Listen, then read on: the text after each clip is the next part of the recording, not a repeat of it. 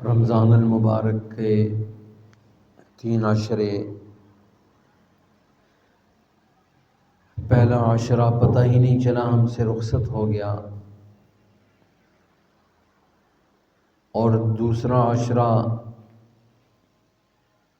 وہ بھی اختتام کے قریب ہونے کو ہے۔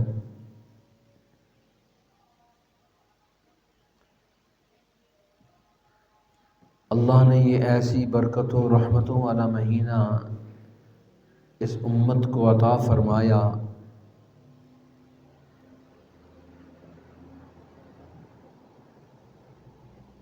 کہ ایک آدمی اگر نفل پڑھتا ہے تو فرضوں کو پہنچ جاتے ہیں، فرض پڑھتا ہے تو 70 گنا آگے بڑھ جاتے ہیں۔ واللہ یضاعف لمن یشاء، اللہ رب العزت پھر جتنا چاہیں یہ آگے بڑھاتے چلے جائیں۔ یہ اتنی بڑی سعادت، غیر رمضان میں ایک آدمی ایک مرتبہ اللہ کہتا ہے تو ایک نیکی لکھی جاتی ہے، اور پھر اگر وہ آدمی اس ایک لفظ کو اللہ کو 1000 مرتبہ کہتا ہے، اور رمضان المبارک میں صرف ایک مرتبہ اللہ کہتا ہے، تو رمضان المبارک کی ایک مرتبہ کہی گئی تسبیح 1000 پہ بھاری ہو جاتی ہے۔ گویا یہ ایسا مہینہ ہے کہ یہ سیل والا مہینہ ہے، اللہ کی طرف سے رحمتیں برکتیں انسان کی طرف اس قدر موسلا دھار بارش کی طرح متوجہ ہوتی ہیں، اور اللہ کی رحمت ہر وقت ایمان والوں کو گھیرے ہوتی ہے۔ اب ایمان کا تقاضا شیطان کے خلاف وہ اپنے اندر قوت اور طاقت پیدا کرے، اپنے اندر ہمت اور استقامت پیدا کرے۔ جب انسان شیطان کے مد مقابل قوت بن جاتا ہے، قرآن مجید خود کہتا ہے وَإِنَّ جُنْدَنَا لَهُمُ الْغَالِبُونَ، ہمارا لشکر ضرور فتح یاب ہوتا ہے۔ اس لیے ایمان اور اس کے تقاضے ہیں۔ ہم نے روزہ رکھا، رات کو قرآن سنا، یہ سارا ایمان کی وجہ سے ہے۔ ایمانی قوت اور طاقت کی بنیاد پر انسان اپنے آپ کو ہر خواہش سے پیچھے لے کر جاتا ہے، اور ایمان اتنی بڑی نعمت ہے، قرآن اتنی بڑی نعمت ہے، نبی کی ذات اتنی بڑی نعمت ہے، جب تک انسان ان نعمتوں کی حقیقت کو نہیں سمجھتا اس کے اندر اس کی قدر و منزلت نہیں پیدا ہوتی۔ ایک انسان جب ایمان لے کر آتا ہے تو پھر اس کے تقاضے ہیں۔ اس لیے ایمان کے 3 تقاضے بڑھ جاتے ہیں۔ پہلا تقاضا، انسان جب اپنے اندر ایمانی قوت پیدا کر لیتا ہے، اللہ کی ذات پر جب اس کا بھروسہ بڑھ جاتا ہے، وَعَلَى اللَّهِ فَلْيَتَوَكَّلِ الْمُتَوَكِّلُونَ، ایمان والوں کا اللہ کی ذات پر بھروسہ ہوتا ہے۔ 17 رمضان المبارک مدینۃ الرسول میں نبی اکرم صلی اللہ علیہ وسلم موجود ہیں، اور پھر انتہائی شدت کی گرمی، مسلمانوں کے روزے، اب روزے کی وہ کیفیت، اوپر سے پھر آزمائش، عرب کی صحرا کی گرمی۔ آج بھی جو لوگ عرب ملکوں میں جاتے ہیں ان سے پوچھیں 50 سے اوپر وہاں پر گرمی ہے، بغیر ٹھنڈی مشینوں کے بندہ وہاں گزارا ہی نہیں کر سکتا۔ اب اس دور کے اندر گرمی کی شدت کی انتہا، دن میں روزہ، اور مسلمانوں کی حالت یہ کہ کبھی کھانا ملا کبھی نہیں، کسی کے پاس کھجور ہے تو کھا لی، اوپر سے پانی پی لیا اور روزہ رکھ لیا، اور بعض ایسے کھانے اور پینے کی بھی کچھ نہیں، بس پانی کا گھونٹ بڑا اور روزہ رکھ لیا، شام کو پتہ چلا افطار بھی صرف پانی کے ساتھ ملا۔ نبی اکرم صلی اللہ علیہ وسلم مسجد نبوی میں ہیں، کعب بن عجرہ رضی اللہ تعالیٰ عنہ روایت فرماتے ہیں، میں مسجد میں آیا، میں نے دیکھا رسول اللہ صلی اللہ علیہ وسلم کہ چہرے کی کیفیت ایسی ہے بھوک کی وجہ سے کہ زرد پڑا ہوا۔ میں نے کہا یا رسول اللہ کیا ہوا؟ تو اللہ کے حبیب صلی اللہ علیہ وسلم نے فرمایا کیا پوچھتے ہو، آج 3 دن ہو گئے ہیں تیرے نبی کے پیٹ میں ایک لقمہ نہیں گیا روٹی کا۔ کتنی مشقت کی زندگی، کتنی آزمائش کی زندگی، کتنی امتحانات کی زندگی۔ آج ہم اپنا دسترخوان دیکھیں، صبح کو دیکھیں اور افطاری کو دیکھیں، کتنی نعمتیں ہم کھاتے ہیں، کتنا امتحان کے دور سے گزرے۔ ان حالات کے اندر مشرکین عرب نے مدینہ پر 17 رمضان المبارک کو چڑھائی کر دی۔ اب رمضان المبارک ہے، میدان بدر سج گیا، 17 رمضان المبارک کو میدان بدر سج گیا۔ اب ایسی بھوک کی حالت، ایسی غربت اور افلاس کی حالت، ایسی تنگ دستی کی حالت کہ صحابہ کہتے ہیں جب ہمیں حکم ملا ہم نکلے تو حال یہ تھا کہ چند تلواریں تھیں اور 313 کی ہماری جماعت تھی، کسی کے پاس گھوڑا ہے کسی کے پاس نہیں، کسی کے پاس اونٹ ہے تو کسی کے پاس نہیں۔ اس صحرا کی گرمی میں، لک دک صحرا میں، روزے کی حالت میں نبی اکرم صلی اللہ علیہ وسلم قرآن مجید کی جماعت کو لے کر دین اسلام کو غالب کرنے کے لیے کفر، ظلم اور بربریت کے اس ماحول کے خلاف شیشہ پگھلائی ہوئی دیوار بن کر کھڑے ہو جاتے ہیں۔ آج ہم رمضان آتا ہے تو ہمیں بدر آنا یاد چاہیے، بدر کے حالات ہمیں یاد رکھنے چاہیے۔ بدر 17 رمضان المبارک کو ہوتا ہے، ان حالات کے اندر ہوتا ہے، اور اسلام پھلتا ہے، پھولتا ہے۔ صحابہ نے یہ نہیں کہا یا رسول اللہ بڑے سخت گرمی کے حالات ہیں، روزے ہیں، کچھ نہ کچھ مذاکرات کر کے اس جنگ کو طول دیا جائے اور عید کی بات۔ ایمانی تقاضا کیا تھا؟ ادھر اللہ کے رسول صلی اللہ علیہ وسلم نے فرمایا آ جاؤ، صحابہ میں سے کسی صحابی نے کوئی آگے سے کوئی رائے نہیں دی ایسے کر لیا جائے۔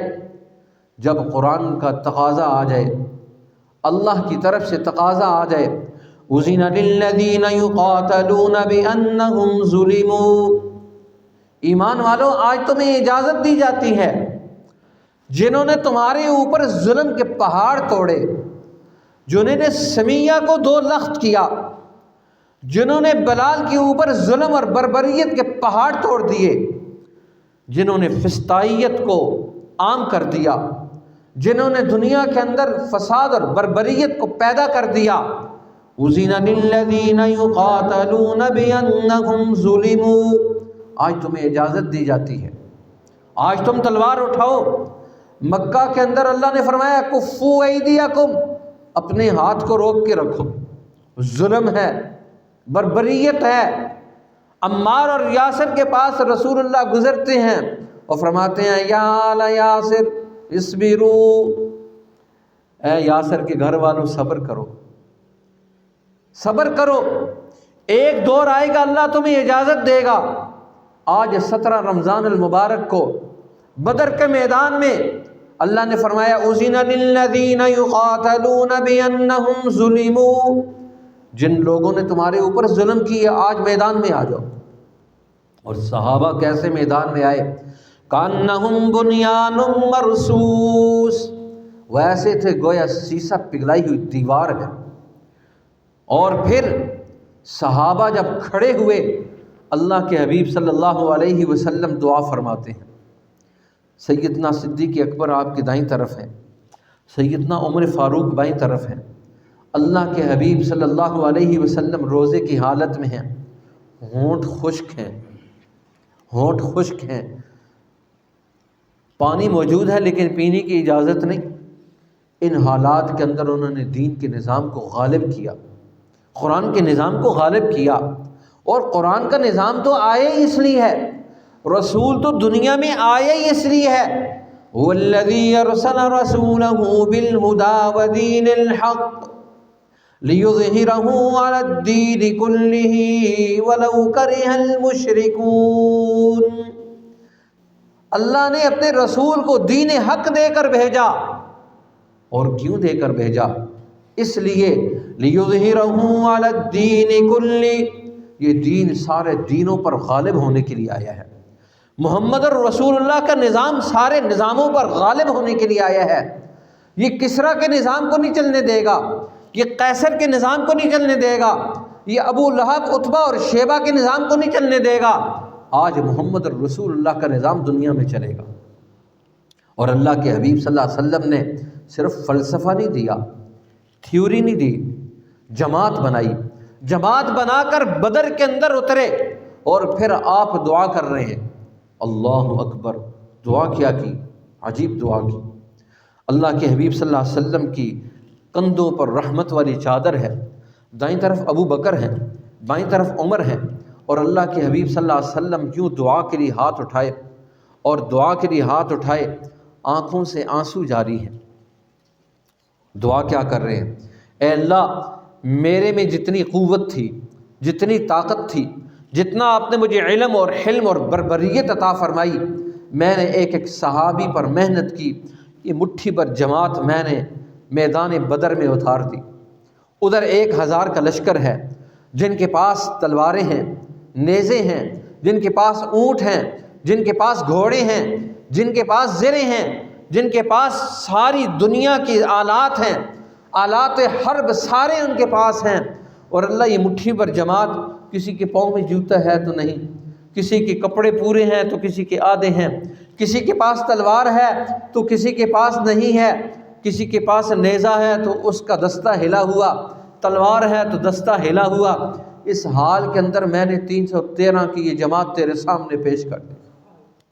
اور پھر فرمایا اللہم، اے اللہ، ان تہلک هذه العصابۃ لم تعبد علی الارض ابدا، اے اللہ اگر یہ مٹھی پر جماعت ختم ہو گئی، لم تعبد علی الارض ابدا، پھر زمین پر تیرا سجدہ کرنے والا قیامت کی صبح تک نہیں ہوگا۔ اللہ کے حبیب صلی اللہ علیہ وسلم 17 رمضان المبارک کو بدر کا میدان سجاتے ہیں، سجا کر پھر اللہ کے حضور گڑ گڑاتے ہیں، آنکھوں سے آنسو ہیں، لیکن ابو جہل کے نظام کو ختم کرنے کے در پہ، اس کے ظلم اور بربریت کے نظام کو توڑنے کے لیے ابو بکر کو سامنے کھڑا کر دیا، علی کو سامنے کھڑا کر دیا، عتبہ اور شیبہ کو سامنے کھڑا کر دیا، اور اللہ نے فرمایا اے میرے محبوب، یہ بدر والے ایسے ہیں، یہ بدر والے ایسے ہیں، ان میں سے اگر کسی سے کتنا بڑا ہی جرم ہو جائے میں نے ان کو معاف کر دیا، ان سے کتنا بڑا جرم ہو جائے، قیامت کی صبح تک، قیامت کی صبح تک میں اللہ اعلان کرتا ہوں۔ اور اللہ نے قرآن مجید میں اعلان کیا، جماعت بدر کو سامنے رکھ کر، ان کی قربانیوں کو سامنے رکھ کر، 17 رمضان المبارک کو روزے کی حالت میں وہ لوگ اپنے سارے گھر والوں کو، اپنے بچوں کو، اپنی بیویوں کو، اپنے سارے کھیت کو، اپنے کاروباری تجارت کو چھوڑ کر محمد الرسول اللہ اور اللہ کی آواز میں بدر میں پہنچ گئے۔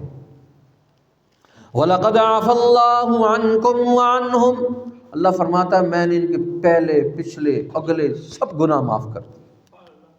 قیامت کی صبح تک کوئی آدمی یہ نہیں کہہ سکتا کہ ایسے ہوا۔ فرمایا ہم نے وَلَقَدْ عَفَا اللَّهُ عَنْكُمْ وَعَنْهُمْ، اللہ نے ان کے اگلے پچھلے سب کچھ معاف کر دیا۔ اور کتنی بڑی قربانی ہے۔ پھر ابو جہل سرہ پہنے ہوئے آیا اور اس نے آ کر کہا قریشیوں نکلو۔ رسول اللہ کے ایک صحابی انفرادی طور پر نکلا تو ابو جہل کہنے لگا ہمیں تو قریشی چاہیے، ہمیں ہاشمی سردار چاہیے، تم ہمارے مقابلے میں کیوں آئے ہو؟ 17 رمضان المبارک کو ابو جہل نکلا اور اس انداز میں نکلا، اس حال میں نکلا، اس نے یہ طے کر لیا آج محمد الرسول اللہ مدینہ کی اس جماعت کو، مدینہ کے اس نظام کو، مدینہ کی اس حکومت کو، مٹھی پر جماعت کو ہم تہس نہس کر کے آئیں گے۔ طے کر کے آئے، سارا کچھ نظام پیدا کر کے آئے۔ 1000 کا لشکر 17 رمضان المبارک کو رسول اللہ صلی اللہ علیہ وسلم کے خلاف آتا ہے۔ اللہ کے حبیب صلی اللہ علیہ وسلم 313 کی جماعت کے ساتھ نکلتے ہیں اور قرآن مجید کہتا ہے اذن للذین یقاتلون بانہم ظلموا، اے ایمان والو آج تم نے جو تمہارے اوپر ظلم ہوا، جو فسطائیت ہوئی، جو بغاوت اور سرکشی ہوئی، جو تمہارے اوپر ظلم کے پہاڑ توڑے گئے، آج اللہ تمہیں اجازت دیتا ہے تم اپنی تلواروں کو نکالو، آج تم اپنے برچھیوں کو نکالو، آج تمہارے پاس جتنی قوت ہے وَأَعِدُّوا لَهُم مَا اسْتَطَعْتُم مِّن قُوَّةٍ وَمِن رِّبَاطِ الْخَيْلِ تُرْهِبُونَ بِهِ عَدُوَّ اللَّهِ وَعَدُوَّكُمْ، آج اپنا اسلحہ، اپنی قوت اور طاقت نکالو، اور تم نے کرنا کیا ہے؟ تُرْهِبُونَ بِهِ عَدُوَّ اللَّهِ وَعَدُوَّكُمْ، تم نے اپنے دشمن کو، اللہ کے دشمن کو، اللہ کے رسول کے دشمن کو تم نے یرکا کے رکھنا ہے، تم نے ان کے اوپر اپنا رعب ڈالنا ہے، اور ایسا رعب ڈالنا ہے پھر ان کی ٹانگیں کپ کپا رہی تھیں اور قربان جائیں صحابہ پر، انہوں نے پھر کر کے دکھایا۔ 2 چھوٹے چھوٹے بچے معاذ اور معوذ، عبداللہ ابن مسعود کہتے ہیں میں پریشان ہوا، میرے دائیں بھی بچہ ہے بائیں بھی بچہ ہے، میں نے کہا اگر میرے بائیں طرف کوئی طاقتور صحابہ ہوتے تو پھر لڑنے میں مزہ آتا۔ تو اچانک ایک بچہ کہنے لگا چچا جان آپ ابو جہل کو پہچانتے ہیں، وہ کدھر ہے؟ قاتلوا ائمۃ الکفر، صحابہ کے بچے کفر کے ظلم کے اماموں کے سامنے کھڑے ہو گئے۔ عبداللہ ابن مسعود کہنے لگے میں بڑا حیران ہوا، اچانک ابو جہل سامنے سے گزرا، میں نے کہا یہ جا رہا ہے ابو جہل، اچھا یہ ہمارے رسول کا دشمن ہے، یہ ہمارے قرآن کا دشمن جا رہا ہے۔ تھوڑی دیر ہوئی تو پھر بچہ بائیں طرف والا پوچھتا ہے، تو میں نے کہا وہ دیکھو وہ جا رہا ہے۔ معاذ اور معوذ چھوٹے چھوٹے بچے ہیں، اللہ اکبر، میدان بدر میں جب نکلے تو ان بچوں نے ایسا حملہ کیا کہ ابو جہل جیسے ظالم اور فرعون کو اٹھا کر پھینک دیا نیچے، اور جب اٹھا کر پھینکا زخمی کر دیا۔ عبداللہ ابن مسعود اس کی چھاتی پر چڑھ گئے، جب چھاتی پر چڑھے، اس کی چھاتی پر چڑھے، اس کی گردن کو کاٹنے لگے تو کہنے لگا تو کون ہے؟ من انت، تو کون ہے؟ اور تجھے پتہ ہے تو کتنی اونچی جگہ پر چڑھا ہے؟ ابو جہل کو موت کے وقت بھی خوف نہیں آیا، کہنے لگا تو کون ہے؟ تجھے پتہ ہے تو کتنی اونچی جگہ پر چڑھا ہے؟ تو انہوں نے کہا کہ میں وہ ہوں۔ عبداللہ ابن مسعود نے فرمایا میں کیسان ہوں، کو اللہ کے بندے کسی ہاشمی کو میری چھاتی پر چڑھاتا، تو کیسے چڑھ کے آ گیا؟ پتلی پتلی ٹانگیں تھیں عبداللہ ابن مسعود کی، پتلی پتلی ٹانگیں، چھوٹا سا قد، اور ابو جہل کی چھاتی پر چڑھ گئے اور گردن کاٹنے لگے تو کہنے لگے ٹھہر ٹھہر، گردن نہ کاٹ۔ تو کہا کیوں؟ کہنے لگا گردن کاٹتا ہے تو ادھر سے نہ کاٹنا، نیچے سے کاٹنا، تاکہ قیامت کے دن جب سرداروں کی گردنیں لگیں تو ابو جہل کی گردن بھی لگے تو سب سے اونچی گردن ہو۔ دیکھیں فرعون، حضور نے فرمایا فرعون امتی اشد من فرعون موسیٰ، میری امت کا فرعون موسیٰ علیہ السلام کے فرعون سے زیادہ سخت تھا، زیادہ جابر تھا، زیادہ مقہور تھا۔ اس لیے جب اس پر ڈبکی آئی تو وہ کہتا آمنا برب العالمین رب موسیٰ و ہارون، اور جب اس کی موت کا وقت آیا کہنے لگا گردن نیچے سے کاٹنا، موت کا خوف نہیں، سرداری کا چسکا اس وقت بھی اس کی گردن سے نہیں اترا، سرداری کا جو توق تھا وہ اس وقت بھی اس کی گردن سے نہیں اترا۔ اس لیے ایمان والوں کو کہا تم نے کردار ادا کرنا ہے۔ 17 رمضان المبارک کو جنگ بدر ہوتی ہے، صحابہ کردار ادا کرتے ہیں۔ آج ہمارے لیے روزہ رکھنا مشکل ہے، آج ہم روزہ نہیں رکھ سکتے۔ ایمان والوں کو کہا تم نے اپنی قوت اور طاقت کے ساتھ کردار ادا کرنا ہے، تم نے قیصر اور کسریٰ کے نظام کو ختم کرنا ہے۔ اور نبی اکرم صلی اللہ علیہ وسلم کی جماعت نے ساری دنیا سے ظلم اور بربریت کا نظام گول کیا، ان کے بستر بوریے گول کیے اور قیصر اور کسریٰ کو شکست دی۔ محمد الرسول اللہ کا نظام، قرآن کا نظام ساری دنیا میں غالب کر کے دکھایا، غالب کر کے دکھایا۔ اور ایمان والوں سے یہ تقاضا ہے جب بھی یہود و نصارہ تمہارے مد مقابل آئیں پھر تم نے کردار ادا کرنا ہے، پھر تم نے پیچھے نہیں ہٹنا، پھر تم نے آگے بڑھنا ہے، کردار ادا کرنا ہے۔ آج بھی دنیا کے سارے فسطائیت اکٹھی ہو گئی اور انہوں نے یہ طے کر لیا کہ ہم نے قبلہ اول کو پیچھے سے نہیں چھوڑنا، اور اللہ نے ایک ایسی قوم کو کھڑا کر دیا جو قبلہ اول بیت المقدس کی حفاظت کے لیے، فلسطین کی حفاظت کے لیے اللہ نے ان کو کھڑا کر دیا، کردار ادا کر رہے ہیں۔ ایمان کا تقاضا یہ ہے آدمی کے اندر اگر ہاتھ سے ظلم کو روکنے کی طاقت ہو تو ہاتھ سے روکے، قوت اندر ہو تو ہاتھ سے روکے۔ اگر ظلم کو اگر ہاتھ سے روکنے کی قوت نہیں ہے تو زبان کے ساتھ تو آدمی اس کا اظہار کرے، اور پھر اگر زبان کے ساتھ بھی اظہار کرنے کی طاقت نہیں ہے، ڈر لگتا ہے، تو آدمی کم از کم اتنا تو کرے ظالم کو دل کے اندر تو ظالم سمجھے، اس کے خلاف نفرت تو رکھے، اپنے دل و دماغ میں اس کے خلاف نفرت تو رکھے۔ آج ٹرمپ کہتا ہے میں دنیا کے جس ملک کو چاہوں بمبارمنٹ کر سکتا ہوں، میرے پاس جواز ہے، دنیا کے جس ملک کو چاہوں، 56 اسلامی ریاستیں ہیں، کوئی ایک بھی بولنے کے لیے تیار نہیں۔ اللہ فرماتا ہے ایمان والو کیا ہو گیا، جب ظلم کا نظام ہو اس کو ختم کرنے کے لیے تم نے کردار ادا کرنا ہے، ظالموں کے صف میں کھڑے ہوگے، اللہ قیامت کے دن تمہیں فرعونوں کے ساتھ اٹھائے گا، اگر محمد الرسول اللہ کے صف میں کھڑے ہوگے قیامت کے دن اس صف میں اٹھائے جاؤ گے۔ اس لیے ایمان والوں کو کہا انصر اخاک، تو نے اپنے بھائی کی مدد کرنی ہے، مظلوم کے صف میں کھڑا ہونا ہے، ظالم کے صف میں نہیں کھڑا ہونا۔ اس لیے دنیا کے اندر 2 قوتیں ہیں، یا ظالم ہے یا مظلوم ہے۔ اسلام ہمیشہ مظلوم کی حمایت کے لیے کردار ادا کرتا ہے۔ ایک صحابی، آخری بات کرتا ہوں پھر ختم کرتا ہوں، رسول اللہ صلی اللہ علیہ وسلم ایک جگہ ظلم کے نظام کو ختم کرنے کے لیے جا رہے تھے،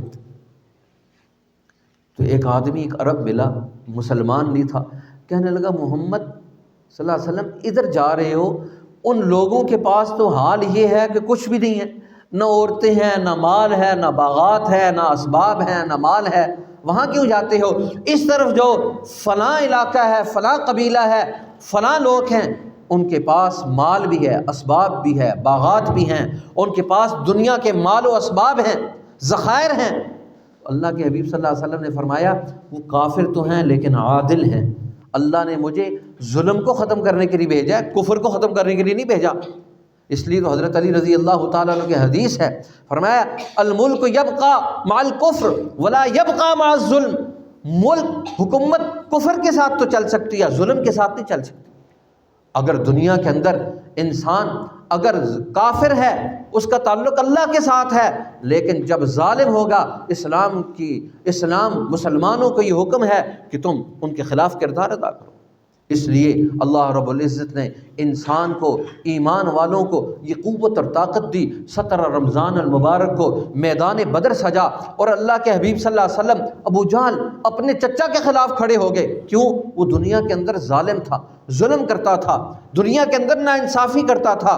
مکہ کے اندر موجود ہے، بیت اللہ کا مجاور ہے، بیت اللہ کی صفائی کرتا ہے، بیت اللہ کی مسجد حرام کو تعمیر کرتا ہے۔ قرآن مجید نے کہا اجعلتم سقایۃ الحاج، حاجیوں کو پانی پلانا، وعمارۃ المسجد الحرام، مسجد حرام کی عمارت کو کھڑا کرنا، تم کیا سمجھتے ہو؟ کمن آمن باللہ والیوم الآخر، یہ اس شخص کی طرح ہو سکتا ہے، یہ اس شخص کی طرح ہو سکتا ہے جو اللہ پر ایمان لاتا ہے، قیامت پر ایمان لاتا ہے، اللہ کے رسول پر ایمان لاتا ہے، دنیا سے ظلم کو ختم کرنے کے لیے کردار ادا کرتا ہے۔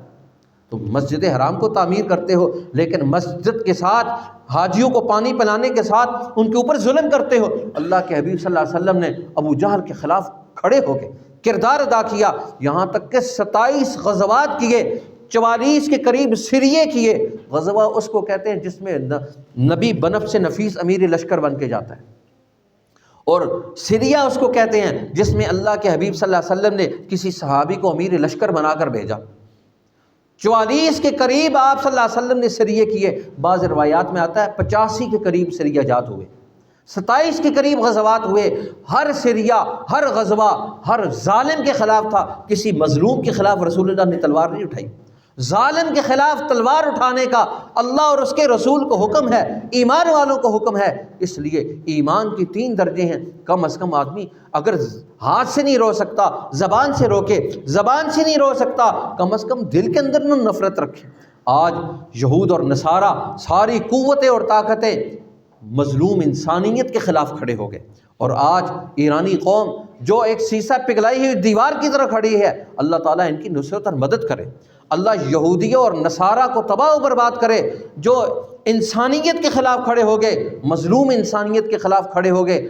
آج ایک واحد ہے، 56 اسلامی ریاستیں ہیں، کوئی بولنے کے لیے تیار نہیں۔ اللہ نے ایک انسان کو کھڑا کر دیا، ایک قوم کو کھڑا کر دیا۔ اللہ جس سے چاہے کام لے لے، ظالم کے خلاف جس کو چاہے اللہ کھڑا کر دے۔